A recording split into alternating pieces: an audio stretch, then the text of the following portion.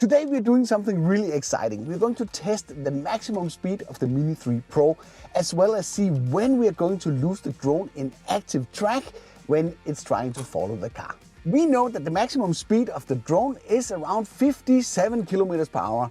The maximum speed limit on this road where we are is 60, so it should be possible for us to test out the maximum capabilities of active track. So what I will do now is establishing a baseline that will tell us how fast we can fly in either direction, because it is a little bit windy today. So let's put the drone in a safe height, like 20 meters, like this. And then let's switch it into sport mode. So let's just position the drone here and try and fly along this one, just to see how fast we can go. At least that will give us an idea. If we fly faster than this, we will definitely lose it during active track. So it maxes out around 58, 50, around 60-ish. Just a tad below 60. Let's turn it the other way around here. And give it a shot back. So on this part of, on the way back, it's struggling significantly more with the wind. So as you can see here, I have a hard time pushing it above 35-ish kilometers per hour. 40, now we're up in 40, but it's not anywhere close where we were before. I think what we will try is we will try to go down this road here as well. So let's just try and fly parallel with this. So just punch the drone down here. See, now we can increase the speed again. We're getting up to 55, 56, 57, 58. I put everything in kilometers per hour to make it easier, because the car is actually showing kilometers per hour. Let's return. So let's see. 56, 55. We're getting pretty close to the maximum on the way back here. So what basically gives us the most amount of trouble is when we are trying to head it back on this road here. We are ready for the flight test. We're in the right position now. We mark the car. We press skip here, don't show again. Thank you. And then we put it into active track, and then we select trace. That's already pre-selected. And then we press go. So now the drone will follow along when we are driving in active track. And we have a recording of the speedometer, so we have an idea how fast we can go.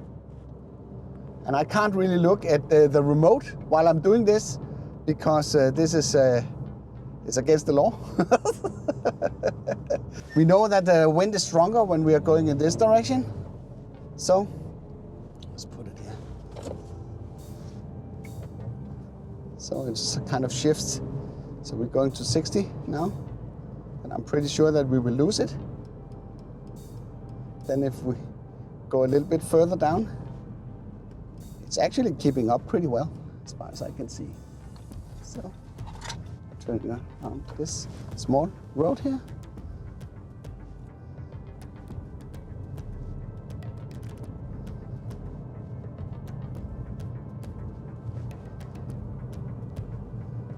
So let's see what happens.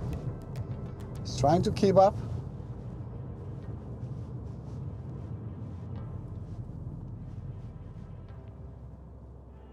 See, it's fighting a lot to keep up.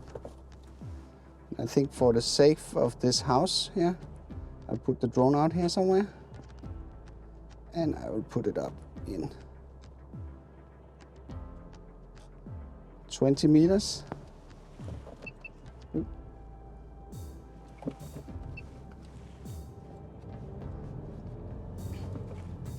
Make sure that it doesn't crash with anything.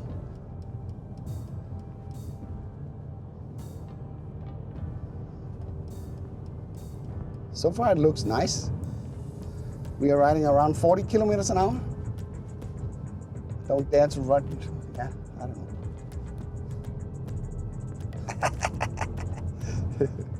You gotta trust the technology. That's for sure. So let's turn around here, see what it does. If it loses me or if it's not losing me.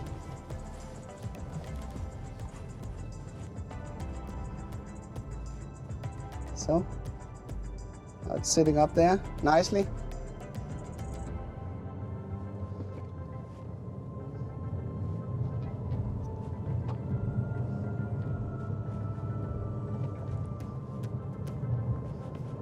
$60. So we're exceeding the capabilities of the drone now. See how far it goes before it loses me. But it's really nice that it just catches up when I park the car or when I slow down. So let's try the parallel option. See how that goes. Ooh. Just position it on the side here. And we are going to try it around the corner up here as well. So active track, parallel. It's important to press go, because otherwise it's not going. So let's see. Can it follow along?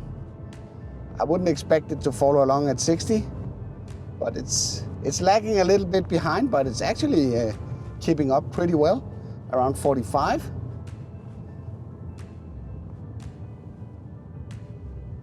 So what happens if I turn the corner here? Will it still stay parallel? No, it did not. It's actually flying in front of me.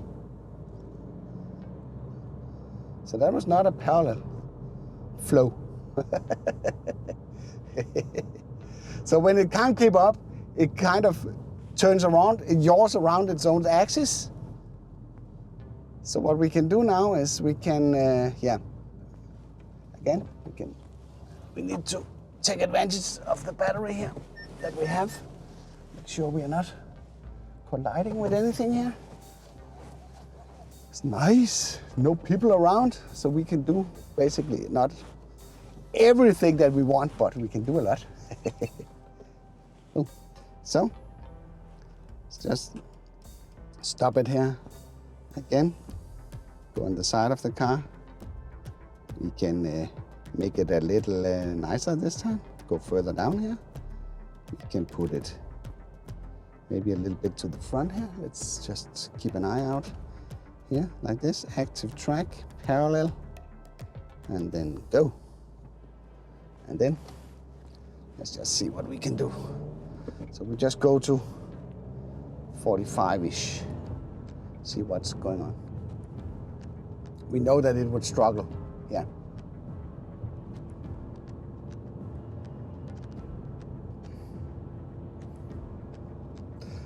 So in this direction, we know that the wind is strong, so it's really not a fair test. Let me just repeat it. Rinse and repeat. Go back, and then I will put it maybe around 50. We still have plenty of battery left. And you know, if you don't like the position here, if you don't like that, you can just change it with the gimbal here. We can maybe go a little bit further towards me, like this. Keep an eye on the traffic. Yes, everything is working like it's supposed to. And then let's go to 50. See what's going on here. So now we're riding 50. We're actually 55 maybe. So, and then we're starting to lose it. So let's just do one very, very nicely where we slow down the speed completely.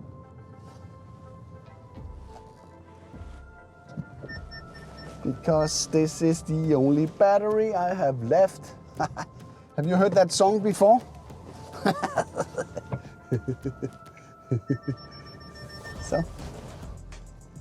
So let's just do like a promenade. So like this. 1, 2, 3, go. So it just needs a little time.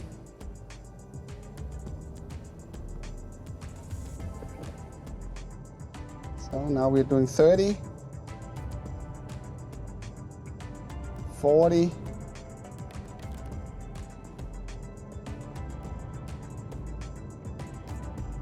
so let's just pass this place over here.